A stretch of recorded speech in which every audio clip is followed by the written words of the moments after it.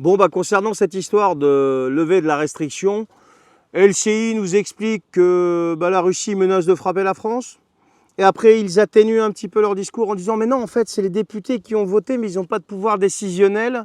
Mais c'est pour inciter à… » Non mais attendez, vous changez votre discours quand Vladimir Poutine prend la parole, en fait.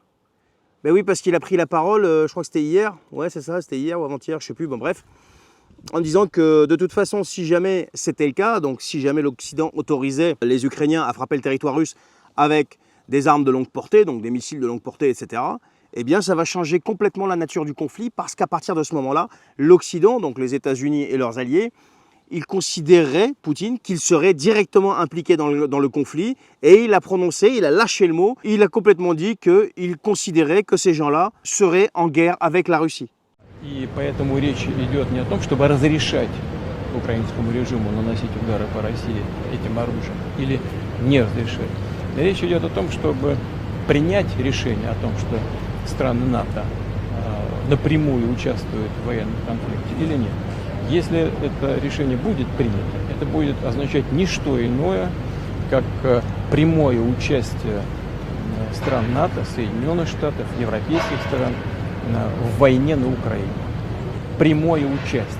И это уже, конечно, существенным образом меняет саму суть, саму природу конфликта. Это будет означать, что страны НАТО, США, европейские страны воюют с Россией. C'est clair comme de l'eau de roche. Donc qu'est-ce qui se passe en fait? Qu'est-ce que vous voulez? Est-ce que vous voulez vraiment qu'il finisse par se lâcher? Parce que jusqu'à présent, il a été très patient le type. Que tu sois avec ou contre l'Ukraine, là pour l'instant c'est facile de venir, oui l'Ukraine, toi t'es assez à Paris mon gars. Tu fais pas partie du peuple ukrainien qui les prend sur la tronche, d'accord? Calme un petit peu tes ardeurs et arrête de faire le petit héros de canapé du 16e arrondissement, d'accord?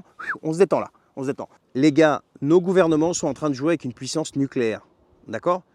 On n'est plus pendant la Deuxième Guerre mondiale là. Là, on est face à une puissance nucléaire qui possède des armes comme par exemple le Sarmat 2, qui a une surface de destruction potentielle de 650 000 km². La superficie cadastrale de la France métropolitaine, d'après l'INSEE, est de 543 940 km². Ok? Donc, si tout part en cacahuète, d'accord, on a les moyens de faire mal, je sais pas quoi, machin, d'accord, ok. Mais si ça part en cacahuète, le coût de la destruction de chez nous, là, d'accord, pour la Russie, est équivalent à un missile. Ok? Donc au bout d'un moment, il faut éteindre la télé, rallumer les cerveaux, retrouver un petit peu de lucidité et comprendre qu'en fait, qu'un pays qui est comme ça, qui est doté de 6000 têtes nucléaires, on ne peut pas en venir à bout, ok?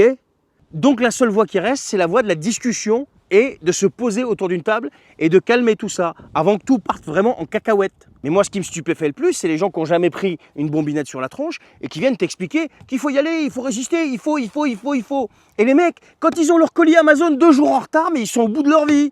Mais c'est un truc de dingue.